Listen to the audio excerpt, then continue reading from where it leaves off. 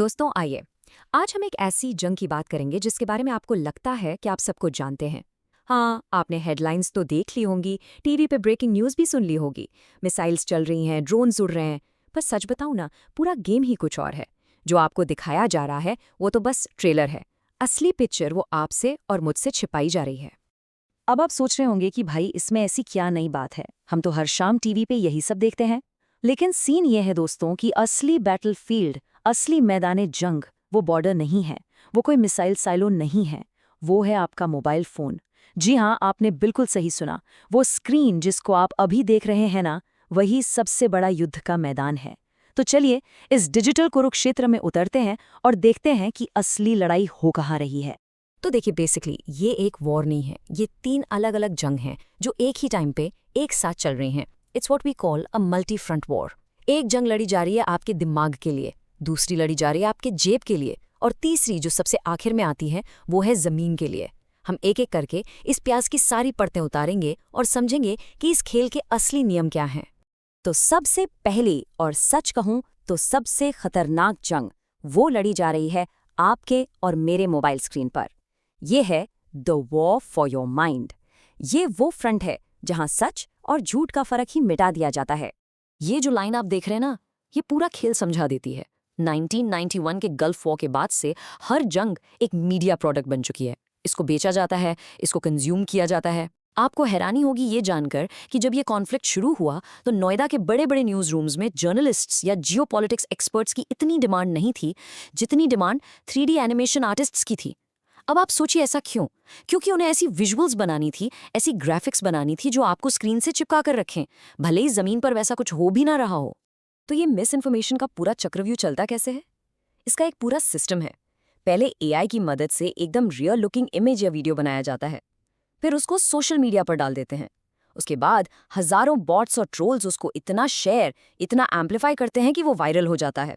फिर main stream media भी इस झांसे में आ जाती है और ऐसी इमोशनल लैंग्वेज यूज की जाती है कि आप मजबूर हो जाते हैं एक साइड लेने के लिए। सच और झूठ में फर्क करना बिल्कुल इम्पॉसिबल हो जाता है।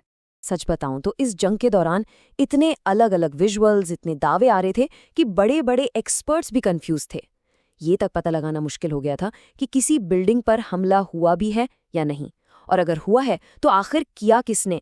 आपके फोन पर हर मिनट एक नया सच आ रहा था जो पिछले वाले से बिल्कुल अलग था।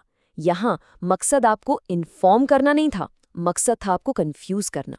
ठीक है, चलिए दिमाग की जंग तो समझ गए, मिस इन्फॉर्मेशन, प्रोपेगेंडा, ओके। लेकिन इस डिजिटल धूम धड़ाके से हमारे घर के किचन के बजट पर क्या असर पड़ता है? भाई इसका सीधा असर आपकी जेब पर होता है। तो चलो अब उतरते हैं दूसरे फ्रंट पर, तेल के खेल में, यानी द वॉर ऑफ वॉलेट्स।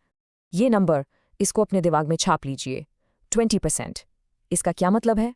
दुनिया का 20% तेल जो हम सब यूज करते हैं वो एक बहुत ही पतली सी समुद्री गली से गुजरता है जिसका नाम है स्ट्रेट ऑफ होर्मुज। इस पतली सी गली को कहते हैं चोक पॉइंट। अब इसको बिल्कुल आसान भाषा में समझो।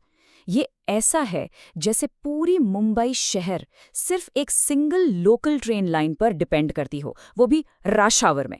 सोचो अगर चर्च गेट से विरार जाने वाली फास्ट लोकल 1 मिनट के लिए भी रुक जाए तो क्या होगा? पूरा शहर थम जाता है। Straight of Hormuz global economy की वही लोकल ट्रेन लाइन है।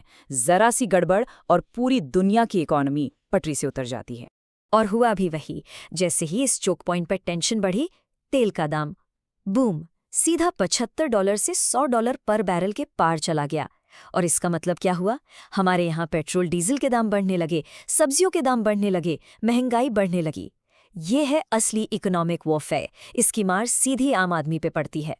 और यहाँ से असली जियोपॉलिटिकल सीन समझ आता है। उस वक्त अमेरिकन मीडिया ने ऐसे दिखाया जैसे वो इंडिया को रशियन ऑयल खरीदने के लिए अलाउ कर रहे हैं, जैसे कोई एहसान कर रहे हो। बट पर्दे के पीछे की सच्चाई ये थी कि दे वर लिटरली बेगिंग इंडिया।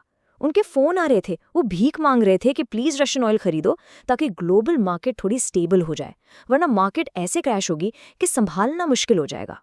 चलो अब चलते हैं तीसरे फ्रंट पर, वो फ्रंट जिसके बारे में सबसे ज्यादा बात होती है, जहां असली गोलीबारी हो रही है, यानी द फिजिकल बैटलफील्ड। लेकिन दोस्तों, यहां भी स्टोरी ऐसी सिंपल नहीं है जैसी आपको टीवी पर दिखती है। यहां भी एक बहुत बड़ा ट्विस्ट है। अब जरा स्क्रीन पे देखिए, एक तरफ है ईरान का जाना माना शाही ड्रोन और दूसरी तरफ है अमेरिका का नया लेगस ड्रोन। लेकिन सबसे इंटरेस्टिंग बात क्या है, यूएस का लेगस ड्रोन ईरान के शाही ड्रोन का कॉपी है। मतलब आप सोचिए जरा, दुनिया की सबसे पावरफुल आर्मी जिसके पास अरबों खरबों डॉलर का डिफेंस बजट है, वो अपने दुश्मन की सस्ती जुगाड़ू टेक्नोलॉजी कॉपी कर रही है। कमाल है ना।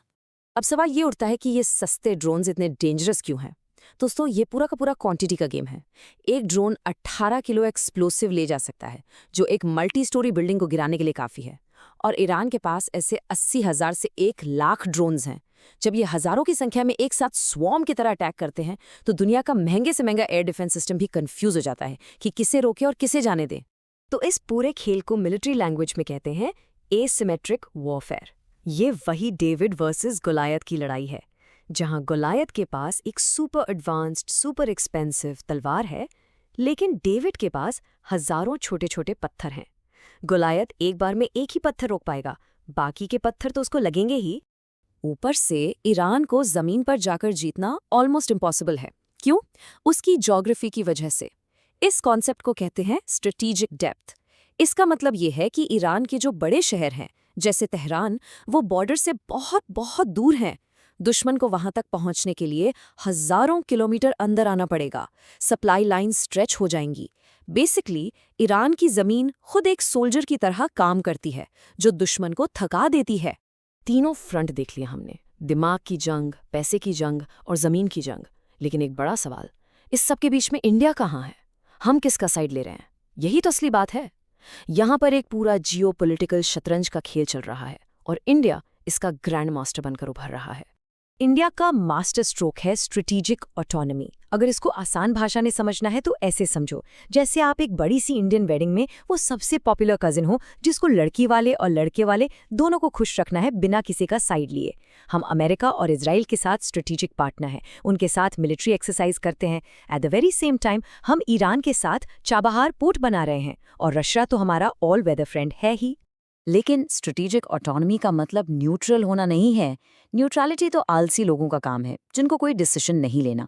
स्ट्रेटेजिक ऑटोनॉमी का मतलब है अपना दिमाग यूज करना और अपने नेशनल इंटरेस्ट के हिसाब से अपने फायदे के लिए डिसीजन लेना। We are friends with everyone, पर हमारा सबसे बड़ा दोस्त इंडिया खुद है। तो इतनी सारी बातों के बाद आपके दिमाग में क्या रहना चाहिए? इस पूरे रामायण का सार क्या है? इसका मॉरल ऑफ द स्टोरी क्या है? What should you really take away from all of this? तो ये 4 बातें हमेशा याद रखना। नंबर 1, मॉडर्न वॉर एक पैकेज डील है। ये अब अकेले बॉर्डर पे नहीं लड़ी जाती। नंबर 2, नैरेटिव की जंग, यानी कौन क्या कहानी सुना रहा है, ये अब असली हथियारों की जंग से भी ज्यादा इंपॉर्टेंट हो गई है। नंबर 3, सस्ती जुगाड़ू टेक्नोलॉजी अब सुपर पावर्स को भी चैलेंज कर सकती है। और नंबर 4, ऐसे अजीब केओटिक माहौल में इंडिया की सबसे दोस्ती वाली स्ट्रेटेजिक ऑटोनॉमी ही उसका सबसे बड़ा मास्टर स्ट्रोक है। ये सवाल मैं आपके लिए छोड़ रहा हूँ। असली जंग कौन जीत रहा है? वो जिसके पास बेहतर F-35 फाइटर जेट्स हैं, या वो जिसके पास बेहतर सोशल मीडिया कैंपेन्स और एक मजबूत नैरेटिव है? इसके बारे में सोचिएगा जरूर। अगले एक्सप्लेनर तक कीप आस्किंग क्वेश्चंस।